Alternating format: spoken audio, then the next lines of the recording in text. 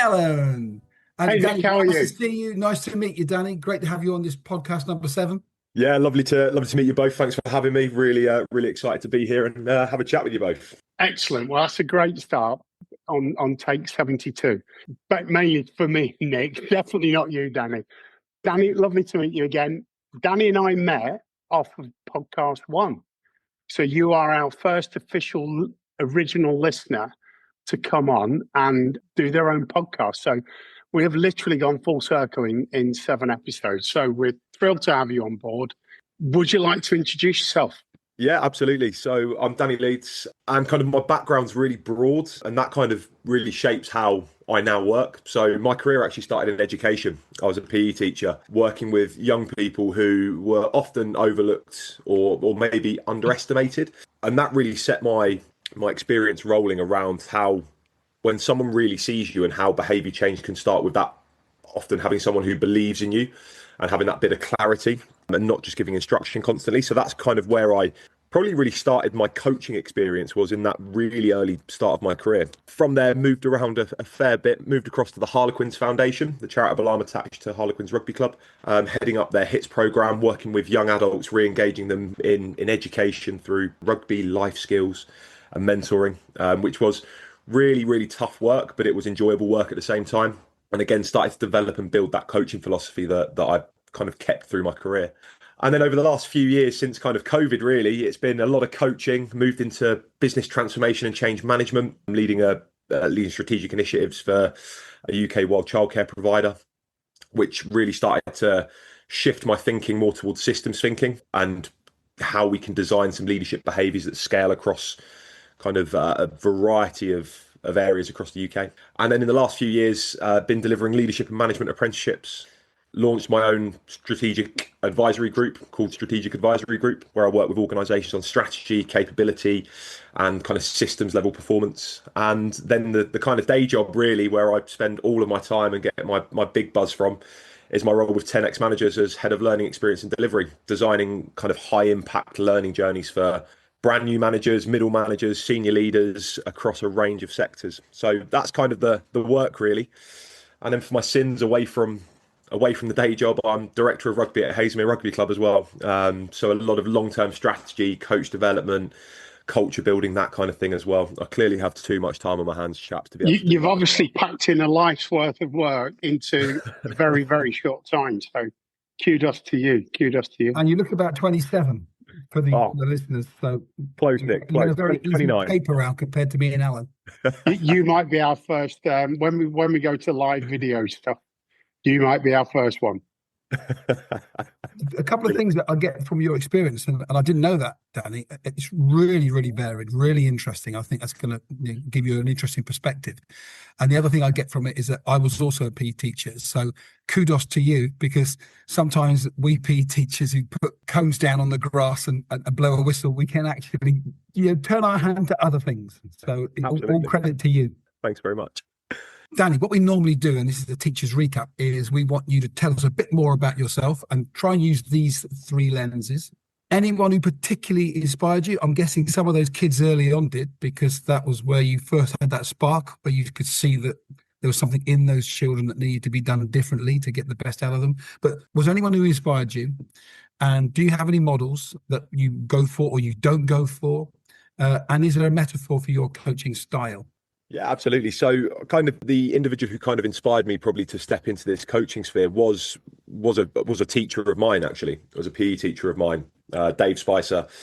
Still semi in contact with him as well from all those years before. And yeah, he was an individual who threw me into sports coaching basically, and made me learn on my feet, but also helped and guided me and mentored me to be able to ask some really challenging questions when I was kind of 14, 15 and supporting others. So definitely Dave comes to mind when I was thinking about this particular question, and I said, still in contact with him. And he definitely started that journey for me into coaching. As you mentioned, Nick, that the young people that I worked with early on in my career most certainly guided my approach now, as I said. And then finally, there's a really good friend of mine, a bloke called John, who I've known for the best part of a decade now. He has very much provided me as being a sounding board, a mentor, a guide, almost coached me through certain situations as well, without him even realizing he's doing it. So yeah, they're probably the three core inspirators for me, really. Would be my PE teacher, John, and some of the young people that I've worked with across my early career, who have really set that path going for me. Do you have a model, or because various people say different things? Some say I don't like a model. I like to be inconsistent and just play by by the skin of my teeth. Some people will have a definite model they will go to, but they will work from. How about you? Do you have anything that you have? Yeah, so I'm when it comes to my approach to coaching, I'm not, and just my life in general, I don't like being rigid and being stuck to one thing or one model. I think even my career path tells you that I don't like being stuck in one area. So kind of Your CV must be really long with a lot of bullet points. 18 months, 2 years, 18 months, 2 years. Absolutely. And that's because, the experience side of things builds on that. And kind of that's how I approach my coaching style as well. So I'm not someone who sticks rigidly to one model. So the way that I'd probably describe it and look at it is the way that I coach is really layered. So blending kind of a bit of structure, intuition, some stuff around behavioural insights. But there are a few core foundations or key foundations to my approach. So I tend to use the grow approach as my backbone. So rather than treating it as a checklist like some coaches might do, just because it feels safe, right, to stay in that kind of structure, I like to use it as a backbone, and it gives us a bit of a clear shape to the conversation, working through those areas. But for me, it's about going deeper on the reality and options phases, and really kind of unpicking behaviours, understanding stories, looking at some blockers. So not just setting goals, but almost shifting an individual's operating system away from here's how I currently work. Okay, what behaviours are we looking to change, sort of thing. So that's probably where I start with that kind of first foundation. I then move into kind of blending it with solutions focused thinking. And this is a big part of how I coach. Ultimately, it's there to stop people obsessing over what's broken, right? And just start building from what's already working by looking ahead. So looking for those strengths, the kind of small existing wins that are already there. And more importantly, in this section for me, it's about what are the moments of clarity that we can really scale, that we can really hone in on, and we can look to push on and move forward with. Almost keeping people out of the drama and into the driver's seat to get them to where they need to go. And then kind of the final part of my methodology, if you will, or my approach is kind of some behavioural pattern recognition. So this is where it's not just listening to what people are saying, right? We can all kind of sit down, we can listen, but it's tracking how they say it. So what's the tone, what's the pace, what are they repeating, what's being avoided, understanding the body language. So almost the bottom line of my approach is, without sounding too cheesy, almost connecting those small behavioural breadcrumbs to the bigger picture. So where are they getting in the way? What story are they running? How's it playing out in their day-to-day performance? And for me, by combining all of these three areas, it's shifting from unaware behavior to intentional behavior, almost going from autopilot to taking control. And so that's kind of my almost 3-step methodology when it comes to a coaching conversation that I'll have with someone. I love the articulation. Really interesting articulation of that. But you said it was cheesy, and you mentioned breadcrumbs, so you're making me hungry for lunchtime. You said small behavioural breadcrumbs. Is that a phrase that you're used to using, or is that something that's just come in your head just now? It's something that I've been thinking about actually over the last few days. I've been kind of playing with some of my coaching bits and pieces this week. Actually, I've had some time to dive into it and just kind of thinking about how I coach. And I don't know where it came from. It was just something that popped into my mind, and that I think I was kind of eating lunch at the same time actually. So it might have kind of connected there subconsciously. So yeah, it's kind of just come into my kind of approach this week, really. So I'm gonna feed you a metaphor. It's a Hansel and Gretel metaphor, isn't it? Because that's that idea of a story, and the part of the story and being finally attuned to it is something that clearly says a lot about you. Well, as you've been talking, you've reminded me about a book, and I'm holding it up for the viewers. It's called More Than Miracles. It's something that I got to through my counselling training. It's called More Than Miracles, the state of the art of solution-focused brief therapy. And Danny, is that something you've read? I haven't, no. I've just made a note of it though, so I'll definitely be checking that out. Everything you're saying seems to be the executive summary of that book. So that's really resonated with what I learned when I read that book about how we can do things at pace in the right way. So it'd be great to be able to unpick that with you now. So as coaches, we try to avoid bias, don't we? We try to avoid too much going with our gut when actually that's our story and it's not their story. And And one of the things I will often do is when I meet someone for the first time, I will write down what I instinctively think their issue is in red at the bottom of the first page, and sometimes steer away from it, because often we can strategize conversations, can't we? Mm. But you talk about behavioral insight and about intuition. And could you see that skill, that behavior of the coach is more important in this brief, solution-focused, high-impact coaching style? Yeah, absolutely. I think it's pivotal, right? If we're looking to coach in those short bursts, kind of, like the kind of the sprint coaching that I've been talking about, kind of via my LinkedIn and to you guys as well. Yeah. I think you have to be really tuned into, okay, what is the key issue here? How are we going to get to that really quickly? And for me, it's about almost creating a sense of urgency and a sense of pressure for the coachee to get right to the bottom of that really quickly, to cut through the complexity, cut through the noise, and really get to the crux of, okay, what are we actually trying to work on here? Because those longer style coaching sessions, we can sometimes get stuck in the problem, right? As you mentioned there, Nick. And it's, for me, how can we cut through that noise? How can we get clarity? How can we shift the behavior or the mindset blocker that needs shifting? And then finally, what's that impact, the high impact one action you're going to take away and do next? So how have you learned to do that, Danny? What key skills and behaviors have you evolved in order to pick that up? And then in reality, what does that look like? What's a length of time?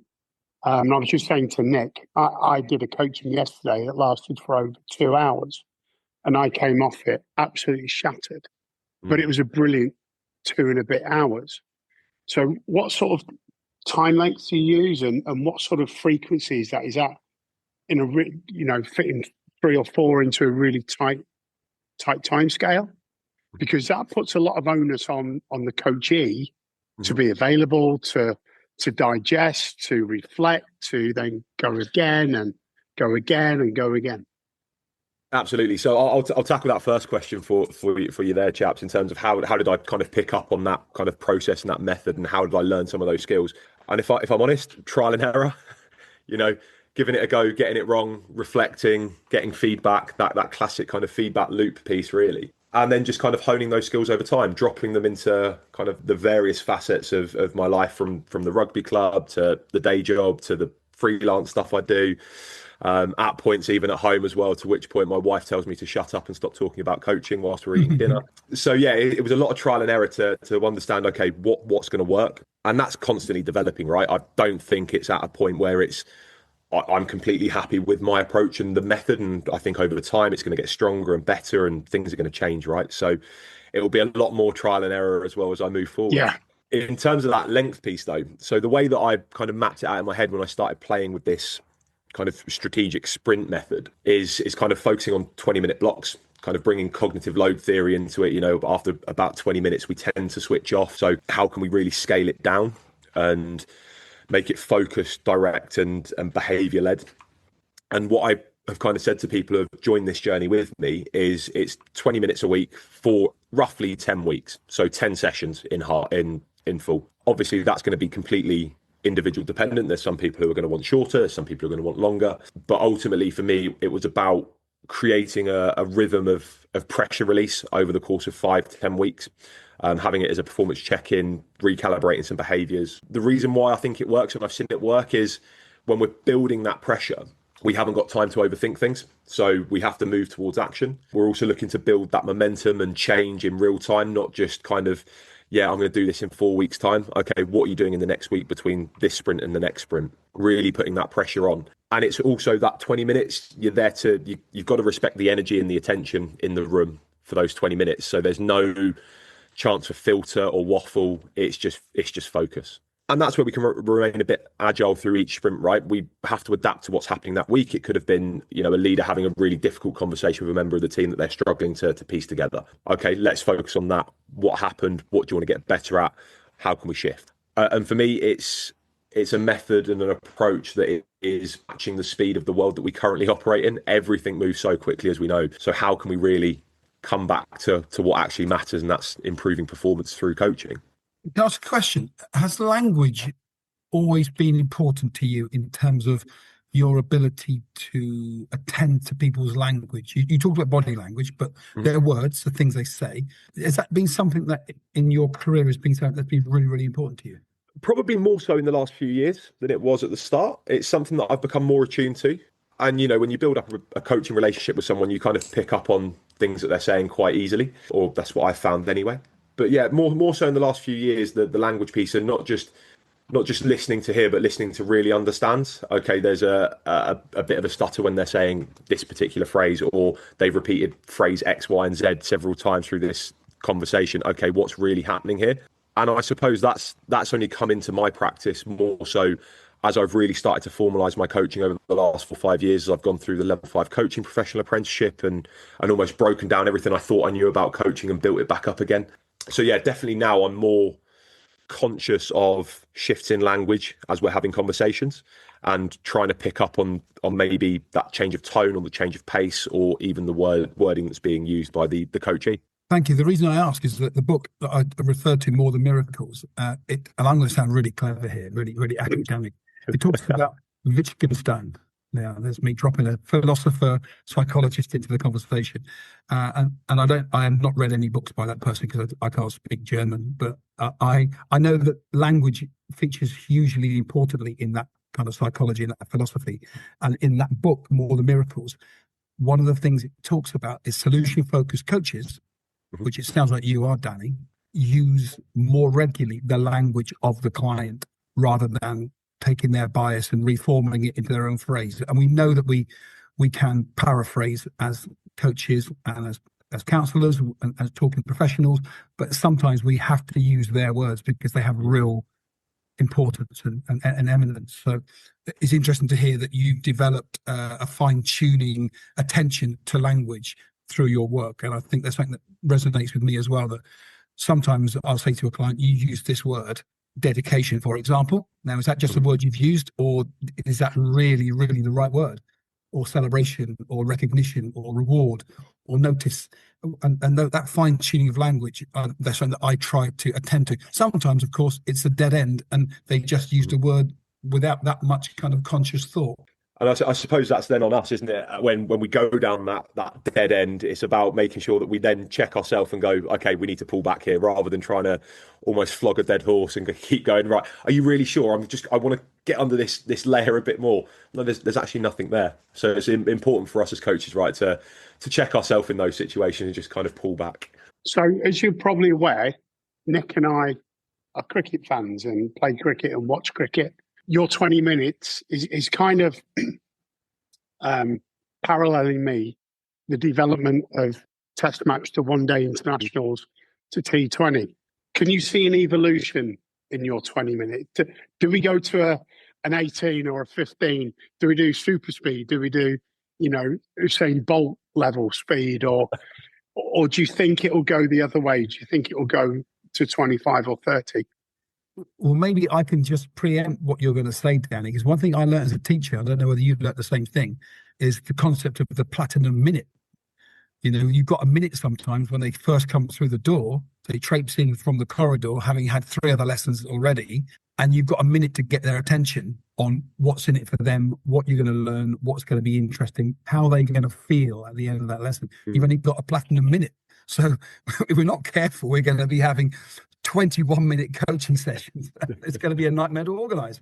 No, absolutely, and I really like the thought process of that kind of evolution of it as well. For me, I can't see myself going any lower than 20 minutes, purely because I think you then start to lose some of the impact, because then you're having to go so quickly. You're having to dig really deep, really quickly, and I think for me that 20 minutes is a nice balance between striking enough pressure for performance, but also getting to the crux of an issue.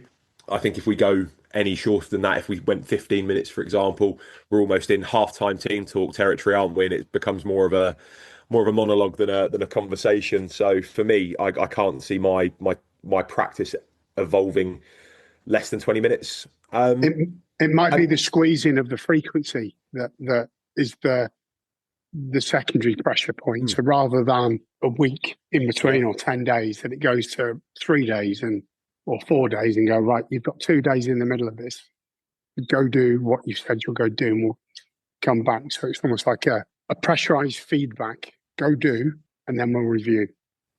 Something that really resonates from what you said, and again goes back to that More Than Miracles book, is you talked about people not being broken. I think you used that phrase, and they don't need to be fixed. Mm-hmm. And to take them from, you said, to take them out of drama into what was it? Out of drama into into action, something around into action. I think. Well, I really like that, because the idea behind person-centered counselling, just much like coaching, is to say the people in front of me are innately good. The people in front of me want to self-actualize. They want to get better. And the people in front of me perhaps have the right answer. And the book talks about times of exception. And the exception is, in the past, when things might have gone wrong, they didn't. So the conditions were for failure, but that you didn't fail. So what was it about that past? But solution focus is very much about looking forwards. Mm-hmm. Yeah. And when I first went to counselling training, I thought that coaching was pretty much future focused and counselling was quite often past focused. And there's bits of both of those. And the belief in counselling is that you heal in the past to move forwards. Mm-hmm. But sometimes in coaching, we know we do that. And sometimes in therapy, we very much look forward to building coping strategies that work for the future. So I've got a question for you. If people have strengths, if they have this capacity and potential to move forwards quickly, is there a risk that the sense of urgency you talk about, which we get, in change management, we know there's that in Kotter's 7 stages, we know the sense of agency is right up front to get things moving. Is there a chance that it can be overwhelming? Biggest problem that's got to be solved quickly, it could feel quite overwhelming for them, even though they have strengths. Yeah, absolutely. And I suppose for me, it's about being attuned to that and understanding, okay, what is the size of the problem? And having that really honest conversation with a coachee, going, how big is the problem? Is it something that we can build into this sprint style of coaching, or do we need to adapt the way that we're working together? And I know throughout this conversation, I've spoken about this kind of fast sprint, kind of 20-minute block coaching. That doesn't mean I'm completely moving away from longer form traditional. Yeah, absolutely. Not saying that at all. So for me, it's about when we're looking at that piece, if it's overwhelming, okay, let's recenter. Do we have to recontract here what we're actually doing? Do we have to move from this sprint into more of a longer term traditional coaching relationship? Yeah, it's about being attuned to coachee, what their needs are, and do we need to kind of take a step back? So with that same method, I suppose what I'm asking myself now is, are there occasions where I'm used to a 50-minute, 1 hour conversation on a regular basis? There's going to be times where I could say, right, 20 minutes, we've done it, cracking. And it's maybe within that as well. I know, let's say in the contracting phase, you'll go away at the end of a session with a list of action plans to go do over the next 3-4 weeks. And I think sometimes that multiple layer of stuff can confuse the coaching. You forget some of the granular stuff you talked about in the middle, or where the natural conversation went to. And going short kind of keeps you focused, keeps you in the moment, and also gives you less chance of forgetting stuff, if that makes well. And as you say, going away and embedding 3, 4, 5 action plans before the next coaching, or thinking about it rather than just one or maybe half. And I really liked your phrase about keeping people out of the drama, but also decreasing the noise. And I think if we go from 10 on the dial to 0, that's a really big change. That's a really, hang on, I've gone from having this noise to nothing. So I think like gently dialing that down point by point, or 9 to 7 or 7 to 6.5 is a really nice way of looking at stuff. Absolutely. And I think that piece there around cutting through the noise, it's not switching the noise off completely. It's understanding, okay, what noise do we need to be listening to? What needs to be dampened and what needs to be... Absolutely, yeah. So I really like that piece around dialing it down ever so slightly, but then tuning into, okay, do I need to go left or do I need to go right here, with one for a better phrase. So yeah, dampening some of those busier noises that aren't going to add as much value, and understanding those noises that are adding value and what needs to be done for me. Yeah, and it seems to me there are some common themes coming now through all these episodes of that. I think, as you said, we're busy people. You're trying to not you are trying to, but looking at matching the pace of life. And I think that noise goes on a lot longer and a lot louder than it used to, says the old man sat in his chair. But it's almost filtering out and listening to those noises that you need to listen to and understand the noises that you need to listen to, rather than have everything going on and have everything impacting you, making you hyper aware of everything and hyper responsive to everything. I kind of feel that in that hyper response, you actually respond to nothing. But that's just me. I feel the sense to start to draw us together by sharing what my takeaways are. And I do this every session. I'm greedy and I'm selfish, and I want to learn something from you guys that I can take forwards. Apart from having the chance to show off and say Wittgenstein, which I'm saying again, which I've been waiting to do for You've been weeks. practicing that all week, haven't you? Thanks, Danny. I probably pronounced it wrong, but other German philosophers are also available. I would say that I've taken 4 things out of this conversation. One is I'm an optimistic person, and you're reinforcing that because you see the potential in people and they're not broken to be fixed. And if they can do stuff in 20 minutes working within that kind of cognitive load theory, then that's really optimistic, and I like that. So it's reassuring to hear that message. You talk about signal and cutting through the noise, and that's something that people talk about before. And if you are urgently looking for something that really matters, there's a great chance that we're going to, rather than have a searchlight looking at information, we're going to have a laser. There's a metaphor for you, Alan. I know you love your metaphors. Just trip off your tongue, don't they? I know. There's the inconsistency bit, which is great, because what you're talking about really kind of pragmatically is we can be inconsistent with the amount of time that we put into things. Really simple. I love that. I think that's really something I will be taking forwards and moving from the traditional 1 hour when it suits. And I think that the bit about that was quite useful, because we talked about stopping the treadmill for people that are really, really busy. If people who are really, really busy, and I've had a coachee today who has said, look, you do know that this time we're spending together is time that I've now got to add on to the end of my day, which I kind of get. Then if busy people can do stuff in a short amount of time more efficiently, then I think that kind of impact could really help motivate them to engage in a great way. So, Danny, can I thank you that you've given me 4 really nice things there that I'm weaving together from other stuff I've learned and reinforcing what I believe. So can I really thank you? That was really interesting. I've got loads of things to go and research now. No, Yeah.